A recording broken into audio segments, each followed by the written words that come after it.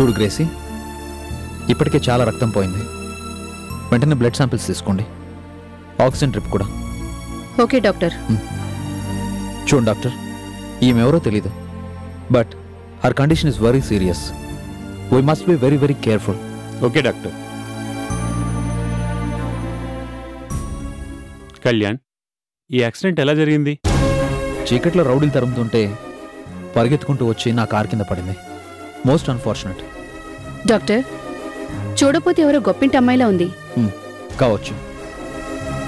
ఈ రాత్రంతా జాగ్రత్తగా అబ్జర్వ్ చేయాలి. హెడ్ ఇంజురీ కాబట్టి మెదడు మీద విపరీతమైన ఒత్తిడి పెరిగితే ఫిట్స్ కూడా రావచ్చు. So be careful. Okay doctor.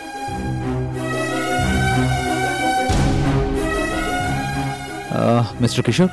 చెప్పండి డాక్టర్. మీరు కూడా ఈ రాత్రికి ఇక్కడ ఉండొచ్చుగా? తప్పకుండా, it's my duty. Good. See you. Sir, మీ అమ్మగారు ఇప్పటికే 4 సార్లు ఫోన్ చేశారు, మీరు ఇంకా ఇంటికి రాలేదు. అమ్మ గురించి తెలిసిందే కదా గ్రేసీ, కొంచెం కంగారు ఎక్కువ. నేను బయలుదేరుతాను. మీకే చిన్న ప్రాబ్లం వచ్చినా వెంటనే కాల్ చేయండి. Okay doctor, good night. Good night.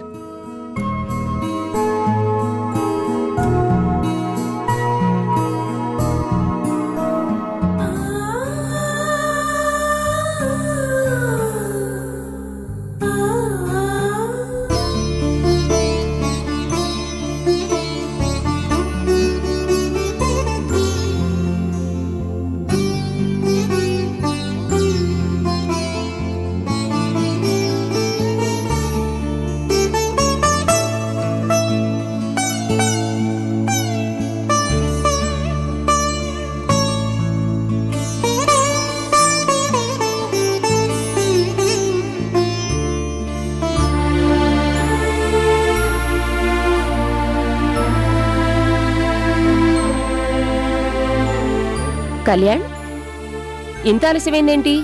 నీకోసం హాస్పిటల్కి 4 సార్లు ఫోన్ చేశాను. గ్రేసీ చెప్పలేదా? చెప్పిందమ్మా. మరి నీ మొబైల్ ఏమో స్విచ్ ఆఫ్లో ఉంది. నువ్వెక్కడికెళ్ళావో తెలియదు. నేనెంత కంగారు పడ్డానో తెలుసా? సారీ అమ్మా, నేనెప్పుడో బయలుదేరాను, కానీ వచ్చే దారిలో చిన్న యాక్సిడెంట్ అయింది. యాక్సిడెంటా? నీకేం కాలేదు కదా? నాకేం కాలేదమ్మా. నా కారు కింద పడ్డ అమ్మాయి పరిస్థితే సీరియస్గా ఉంది. కళ్యాణ్, ఆమె ఎవరో తెలీదు. చీకట్లో రౌడీలు తరుముతుంటే భయంతో పరిగెడుతూ వచ్చి నా కారు కింద పడింది. నేను బ్రేక్ వేసిన ఫలితం లేకపోయింది. కింద పడి ఆమె తలకి ఏదో పండరాయి బలంగా తగలడంతో స్పృహ కోల్పోయింది. నా కళ్ళ ముందు రక్తం కారుతుంటే వెంటనే మన హాస్పిటల్కి తీసుకెళ్లాను. ఫస్ట్ ఎయిడ్ చేసి ట్రీట్మెంట్ చేస్తూ ఇప్పటిదాకా అక్కడే ఉన్నాను. రాత్రంతా జాగ్రత్తగా అబ్జర్వ్ చేయమని గ్రేసీతో చెప్పాను. పాపం, ఎవరో ఆ అమ్మాయి. తెలీదమ్మా, నా కారు కింద పడ్డందుకే అలా జరిగిందని. జరిగిన దాంట్లో నీ తప్పేముందిరా? బాధ్యత గల ఓ డాక్టర్గా నీ డ్యూటీ నువ్వు చేశావు. కానీ ఆమెను చూస్తే ఎందుకో చాలేసిందమ్మా. అర్ధరాత్రి చీకట్లో రౌడీలు వెంటపడి తరుముతుంటే ప్రాణభయంతో పారిపోతూ చివరికి స్పృహ లేని స్థితిలో సీరియస్ కండిషన్లో. బాధపడకురా, దేవుడి దయవల్ల ఆ అమ్మాయికేమీ కాదు. నీ హాస్పిటల్కి వచ్చిన ప్రతి పేషెంటు ఇప్పటిదాకా తిరిగి చిరునవ్వుతోనే వెళ్తున్నారు. నీ హస్తవాసి చాలా గొప్పదని అందరికీ తెలుసు. కూర్చో, ఇప్పటికే చాలా పొద్దుపోయింది. భోజనం చేద్దువుగాని. నాకు ఆకలిగా లేదమ్మా. సరే, నువ్వు తినకపోతే నేను కూడా తినను. అమ్మా, అంటే నువ్వింకా తినలేదా? ఒరే, మీ నాన్నగారు పోయాక ఇన్నేళ్లలో ఒక్క పూటైనా నువ్వు తినకుండా నేను తిన్నానా చెప్పు? అమ్మా సరే, డిన్నర్ రెడీ చేయి, నేను ఫ్రెష్ అయ్యి వస్తాను.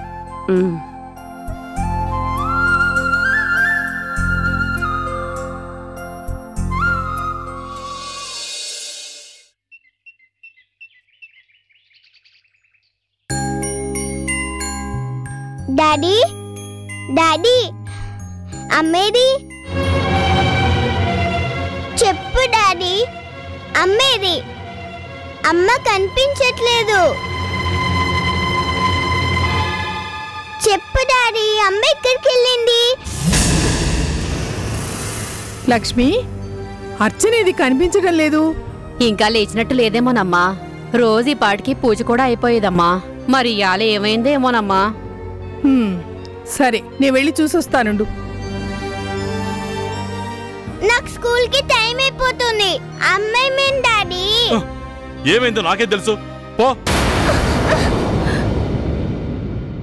పెద్దాడా, అర్చనేదిరా? ఎక్కడా కనిపించడం లేదు. పెద్దాడా, మాట్లాడవేరా? అర్చనేది? నిన్న రాత్రి వాళ్ళ అమ్మ వాళ్ళని చూడాలని గొడవ చేసింది. అక్కడ గాని వెళ్ళిందేమో. వెళ్ళిందేమో ఏమిట్రా? వెళ్ళిందేమో అంటే వెళ్ళిందేమో అని. అదేమిట్రా, రాత్రి కూడా ఇంట్లోనే ఉంది.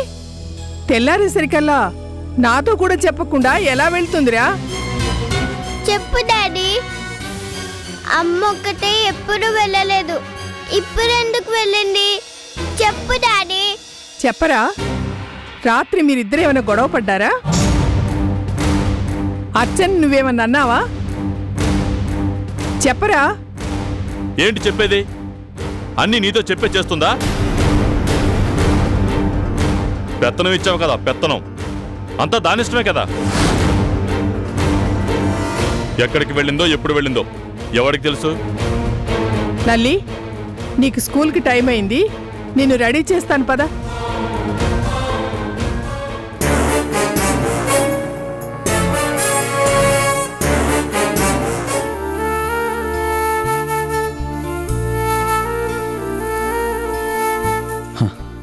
ప్రార్థించే పెదవుల కన్నా సేవ చేసే చేతులే మిన్న. భగవద్గీత, ఖురాన్, బైబిల్ అన్ని మతాలు చెప్పిన అద్భుతమైన సందేశం. మానవ సేవే మాధవ సేవ. ఈ ఇన్స్పిరేషన్తోనే డాక్టర్నయ్యాను. ఈ సేవాభావంతోనే హాస్పిటల్ కట్టి నలుగురికి నాకు చేతనైనంత సహాయం చేస్తున్నాను. కానీ అలాంటి నేను ఇవాళ ఒక అమాయకురాలి ప్రాణాలకి ప్రమాదం కలగడానికి కారణమయ్యాను అని తెలుసుకుంటేనే బాధగా ఉంది గ్రేసీ. డాక్టర్, జరిగిన దాంట్లో మీ తప్పే ఉంది. అంతా బ్యాడ్ టైం. కాకపోతే ఆమెవరో పాపం. అదే గ్రేసీ, నా బాధ కూడా. ఇన్ని గంటలు గడిచినా ఇప్పటిదాకా ఆమెకు స్పృహ రాలేదు అంటే ఏమవుతుందోనని భయంగా ఉంది. కరుణామూర్తి అయిన మదర్ ప్రేమ, దయామయుడైన ప్రభువు రక్ష ఆమెను తప్పకుండా కాపాడతాయి.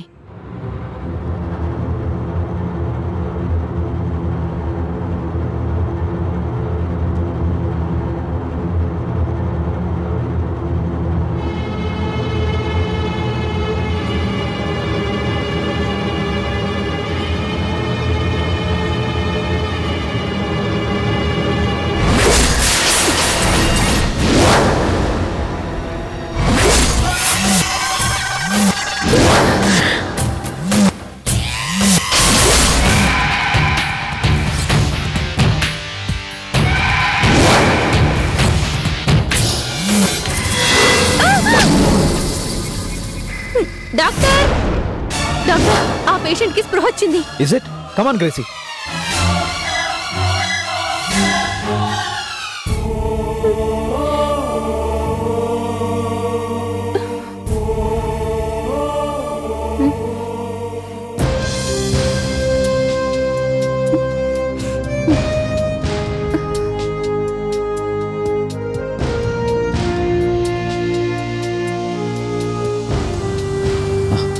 Relax, relax. చూడమ్మా, ఎవరు నువ్వు? కమాన్, నీ పేరేంటి?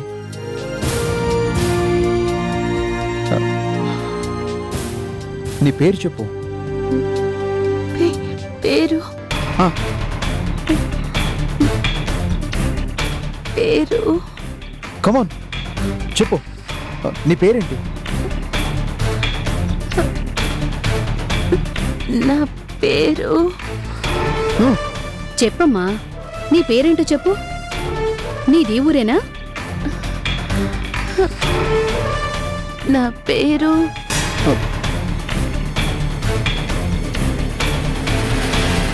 ఊరు. నా పేరు నా పేరు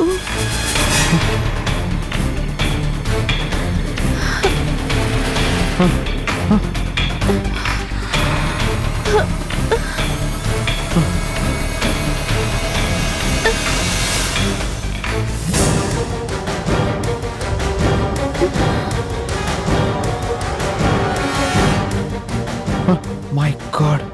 డాక్టర్, ఈవిడ మళ్ళీ స్పృహ తప్పింది. ఎస్, జరిగిన యాక్సిడెంట్ వల్ల జ్ఞాపక శక్తి కోల్పోయి ఉండాలి.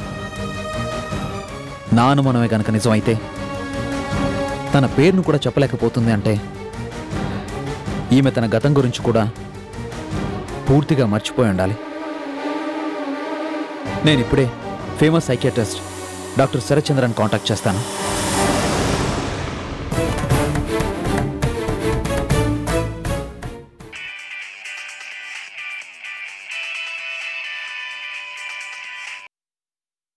Hello, ya, doctor Sarath here. Good morning doctor. నేను కళ్యాణ్ మాట్లాడుతున్నాను. హో కళ్యాణ్, చాలా రోజుల తర్వాత. చెప్పండి, ఎనీథింగ్ సీరియస్?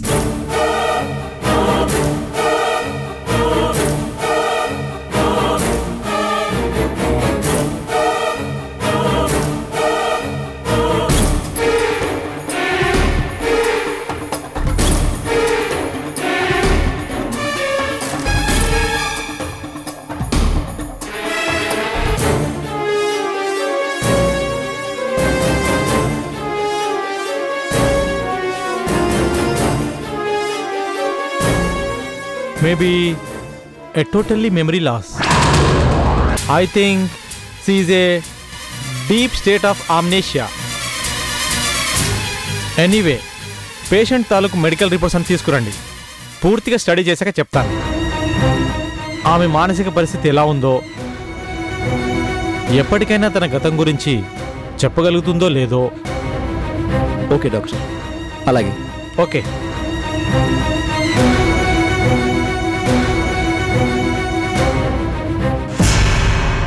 అంటే రాంప్రసాద్ అర్చన మెళ్ళో తాళిని కూడా లాక్కుని ఇంట్లోంచి తరిమేశాడా? అవును మమ్మీ, ఆ ఫీలింగ్ ని మాటల్లో చెప్పలేను. ఎంత టెన్షన్, ఎంత ఎమోషన్, ఎంత థ్రిల్. ఇన్నాళ్ళు సినిమాల్లో చూశాను, టీవీల్లో చూశాను, కానీ లైవ్ యాక్షన్లో మొగుడు పెళ్ళాం తాళిని తెంచేయడం, ఆ బాధని భరించలేక ఏడుస్తున్న ఆడది. ఈ సౌందర్యకి ఆగర్భ శత్రువు కావడం. హై ఫీస్ట్ అంటారే, అంత గొప్పగా ఎంజాయ్ చేశాను మమ్మీ. సౌందర్య, నిజంగా ఎంత మంచి శుభవార్త చెప్పావే. ఈ ప్రపంచంలోని అద్భుతాల్లోకే అద్భుతమైన రోజు.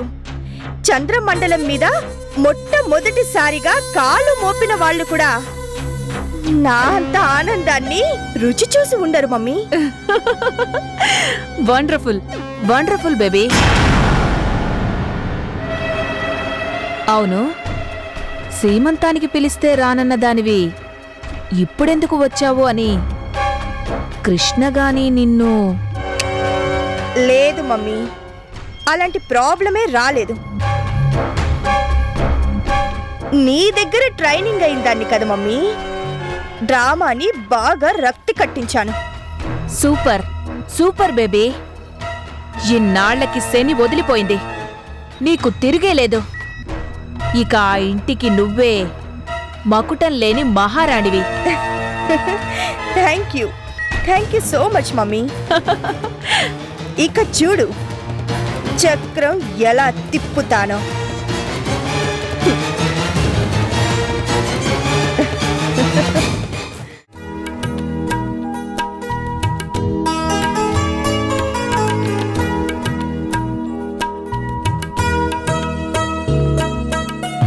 లల్లి రెడీనా? టిఫిన్ బాక్స్ రెడీనా? అమ్మ ఇంట్లో లేదుగా,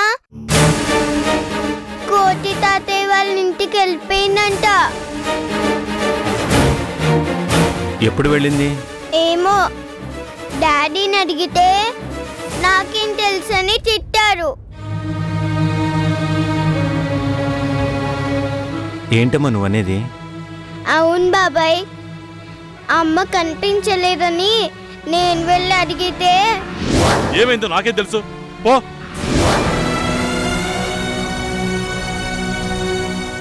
నేనే కాదు, నానమ్మ అడిగినా కూడా చెప్పలేదు. ఏంటి చెప్పేది? అన్నీ నీతో చెప్పే చేస్తుందా? నాన్నమ్మ అడిగినా కూడా చెప్పలేదా? అవును బాబాయ్, అసలు ఏమైందో చెప్పమ్మా. రాత్రి నేను డాడీ రూమ్ లో చదువుకుంటూ ఉంటే. నోర్మోయ్, నువ్వు బయటికెళ్ళి ముందు. ఆ తర్వాత ఏం జరిగిందో నాకు తెలీదు. మార్నింగ్ లేచి చూస్తే అమ్మ లేదు. డాడీ అమ్మని బాగా తిట్టుంటారు, అందుకే నాకు కూడా చెప్పకుండా వెళ్ళిపోయింది. చిచి, అలాంటిదేం ఉండదమ్మా. నిజం బాబాయ్, ఈ మధ్య డాడీ చాలా మారిపోయారు. ఊరికనే తిడుతున్నారు. నేను వెళ్ళను అంటున్నా, నన్ను ఊటికి పంపించేస్తా అంటున్నారు. వద్దన్నందుకు నన్ను అమ్మని కూడా బాగా తిట్టారు. లల్లి, నేను కనుక్కుంటాను గాని స్కూల్కి టైం అవుతుంది, నేను డ్రాప్ చేస్తాను. బాబాయ్, ఏంటమ్మా? మరి స్కూల్కి వెళ్ళే ముందు ఒకసారి కోటి తాతయ్య వాళ్ళ ఇంటికి నన్ను తీసుకెళ్ళు బాబాయ్. అమ్మతో ఒకసారి మాట్లాడి అప్పుడు స్కూల్కి వెళ్తాను. అలాగే.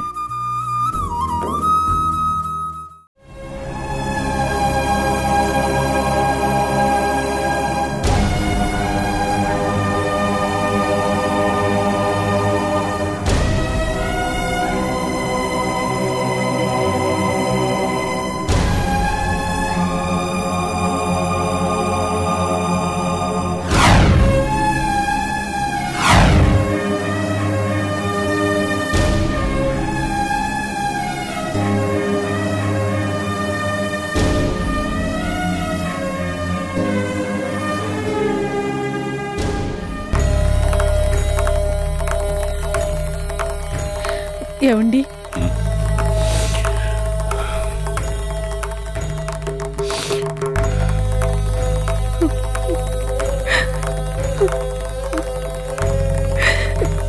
కన్నీళ్లు దాచుకోవాలన్నా తాగు కదండి.